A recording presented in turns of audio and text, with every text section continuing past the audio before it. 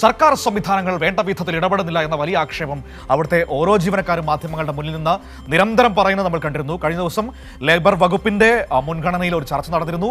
അതിൽ ആ കമ്പനി പ്രതിനിധികൾ ആരും പങ്കെടുത്തില്ല, പ്രഹസനമായി പോയി. വീണ്ടും ഇന്ന് ചർച്ച നടക്കുന്ന ദിവസമാണ്. തൊഴിൽ വകുപ്പ് മന്ത്രിയുടെ നേതൃത്വത്തിൽ ഇന്ന് ചർച്ച നടത്തുമെന്നാണ് ഇപ്പോൾ നമുക്ക് മനസ്സിലാക്കാൻ കഴിയുന്നത്. പക്ഷേ ആ ചർച്ചയിൽ ഈ പറയുന്ന കോറോ ഹെൽത്ത് കമ്പനിയുടെ മാനേജ്മെന്റിന്റെ ഭാഗമായി നിൽക്കുന്ന ആരെങ്കിലും പങ്കെടുക്കുമോ എന്നതിൽ ഇപ്പോഴും ഒരു വ്യക്തത ഉണ്ടായിട്ടില്ല എന്നാണ് മനസ്സിലാക്കുന്നത്. പങ്കെടുത്തില്ല എങ്കിൽ സർക്കാർ നിയമ നടപടികൾ സ്വീകരിക്കുമെന്നാണ് മന്ത്രി ബിന്ദു കൃഷ്ണ അറിയിച്ചിരിക്കുന്നത്. ഉമേഷ് തന്നെയാണ് നമ്മളോടൊപ്പം ചേരുന്നത് കൊച്ചിയിൽ നിന്ന്. ഉമേഷ്, കഴിഞ്ഞ ദിവസങ്ങളിലൊരു പ്രാഥമിക ചർച്ച നടന്നിരുന്നു, പക്ഷേ പ്രഹസന ചർച്ചയായിരുന്നു. വലിയ വിമർശനം ആ ചർച്ചയ്ക്ക് ശേഷം തൊഴിലാളികൾ സർക്കാരിനെതിരെ ഉന്നയിക്കുന്നത് കണ്ടു. ആ കമ്പനിയുടെ ഭാഗമായി ആരും ആ ചർച്ചയിൽ ഉണ്ടായിരുന്നില്ല. ഇന്നിപ്പോൾ തൊഴിൽ മന്ത്രി വിളിച്ച ചർച്ചയിൽ പോലും കമ്പനിയുടെ ഭാഗമായുള്ളവർ ഉണ്ടാകുമോ എന്നതിൽ വ്യക്തത ഈ നിമിഷം വരെ വന്നിട്ടില്ല, അല്ലേ?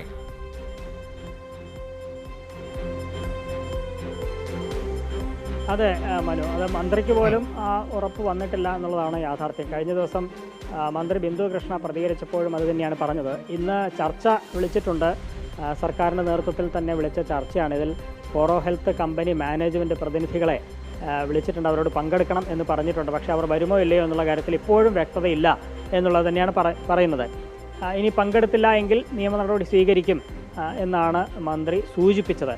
ഇന്ന് 11 മണിക്കാണ് എറണാകുളം കളക്ട്രേറ്റിൽ, എന്ന് വെച്ചാൽ കാക്കനാട് കളക്ട്രേറ്റിൽ ചർച്ച നടക്കുന്നത്.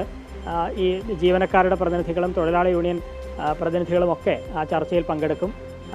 ഈ കഴിഞ്ഞ ഒരാഴ്ച മുമ്പാണ് ഈ പാലാരിവട്ടത്തുള്ള കോറോ ഹെൽത്തിൽ, പാലാരിവട്ടത്ത് മാത്രമല്ല കോഴിക്കോടും, ഈ 2 ഓഫീസുകളിലുള്ള ഏതാണ്ട് 900ഓളം ജീവനക്കാരെ ഒരു മുന്നറിയിപ്പുമില്ലാതെ പിരിച്ചുവിട്ടത് എന്നുള്ളതാണ്. ഈ സാഹചര്യത്തിൽ അവർ വലിയ പ്രതിഷേധം ചൂണ്ടിക്കാട്ടി മാധ്യമങ്ങളിൽ വലിയ വാർത്തയായി വന്നു. ഘട്ടത്തിൽ ലേബർ കമ്മീഷണറൊക്കെ ഇടപെട്ട്, തൊഴിലാളി യൂണിയനും ഒക്കെ ഇടപെട്ട് ഇവർക്ക് ഈ ജോലിയിൽ നിന്ന് വിടുമ്പോൾ പാലിക്കേണ്ട ചില നടപടിക്രമങ്ങൾ കമ്പനി പാലിച്ചില്ല എന്ന് ചൂണ്ടിക്കാട്ടി ആ തൽസ്ഥിതി തുടരാൻ നിർദ്ദേശിക്കാനുണ്ടായത്. അതിനുശേഷം സർക്കാരുമായി ചർച്ച നടത്താം, ബാക്കി കാര്യങ്ങൾ പിന്നീട് തീരുമാനിക്കാം. ആ ചർച്ച നടത്തുന്നതുവരെ തൽസ്ഥിതി തുടരണം എന്നുള്ളതായിരുന്നു നിർദ്ദേശം. പക്ഷേ ആ നിർദ്ദേശം കാറ്റിൽ പറത്തുന്നതാണ് കണ്ടത്. തൊട്ടടുത്ത ദിവസം ഈ കമ്പനി പൂട്ടിയിടുന്നു, ജീവനക്കാർക്ക് അകത്തേക്ക് പ്രവേശിക്കാൻ കഴിയുന്നില്ല. അങ്ങനെ തുടർച്ചയായുള്ള ദിവസങ്ങളിലൊക്കെ ജീവനക്കാർ അവിടെ എത്തും, അവർക്കകത്ത് കയറാൻ പറ്റില്ല. ആ സാഹചര്യമായിരുന്നു ഉണ്ടായിരുന്നത്. പിന്നീട് ലേബർ കമ്മീഷണർ ആ കമ്പനിക്ക് മുമ്പിലെത്തി അവിടെ വെച്ച് അറ്റൻഡൻസ് എടുത്തു പോകുന്ന രീതിയിലൊക്കെയാണ് പോയത്. ഇതിനിടയിൽ വലിയ പ്രതിഷേധങ്ങൾ ആ കമ്പനികൾക്ക് മുമ്പിൽ വിവിധ തൊഴിലാളി യൂണിയനുകളുടെ നേതൃത്വത്തിലൊക്കെ നടന്നിരുന്നു. ഇന്നിപ്പോൾ ഏറ്റവും പ്രധാനപ്പെട്ട ആ കമ്പനിയിൽ ഒന്ന് കയറ്റാൻ പോലും ഈ സർക്കാർ സംവിധാനത്തിന് കഴിയുന്നില്ല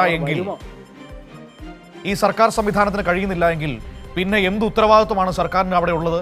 നോക്കൂ, കഴിഞ്ഞ ദിവസം ഡിവൈഎഫ്ഐ നേതാക്കളും പ്രവർത്തകരും വന്നിട്ടല്ലേ ജീവനക്കാരെ കമ്പനിക്കുള്ളിലേക്ക് കയറ്റിവിട്ടത്.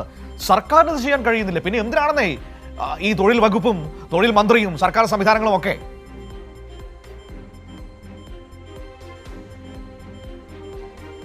അത് സർക്കാരിന് കഴിയുന്നില്ല എന്ന് മാത്രമല്ല, പോലീസ് ജീവനക്കാരെ തടയുകയാണ് ചെയ്തത്. അപ്പോഴാണ് ഡിവൈഎഫ്ഐയുടെ വലിയ ഇടപെടലൊക്കെ ഉണ്ടായി അവർക്ക് അകത്ത് കയറാനുള്ള സൗകര്യമൊക്കെ ഉണ്ടായത്.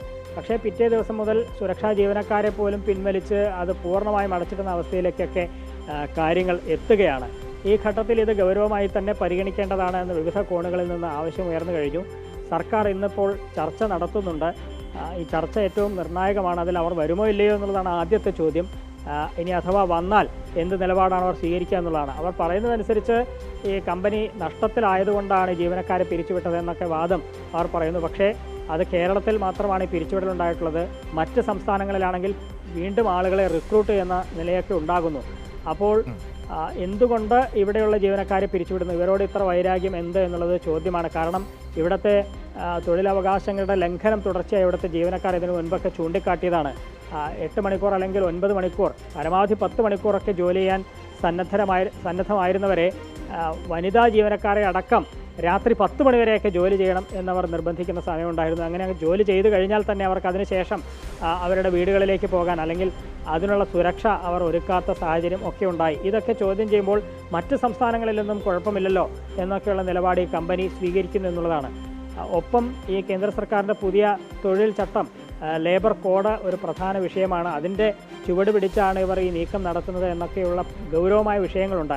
ഈ ഘട്ടത്തിൽ സർക്കാർ തന്നെയാണ് ഇതിൽ ഇടപെടൽ നടത്തി ഇക്കാര്യത്തിൽ ഒരു പരിഹാരം ഉണ്ടാക്കേണ്ടത്. കഴിഞ്ഞ ദിവസം കോടതിയുടെ പരിഗണനയ്ക്ക് വന്നപ്പോൾ കോടതിയും അത് പറഞ്ഞതാണ്.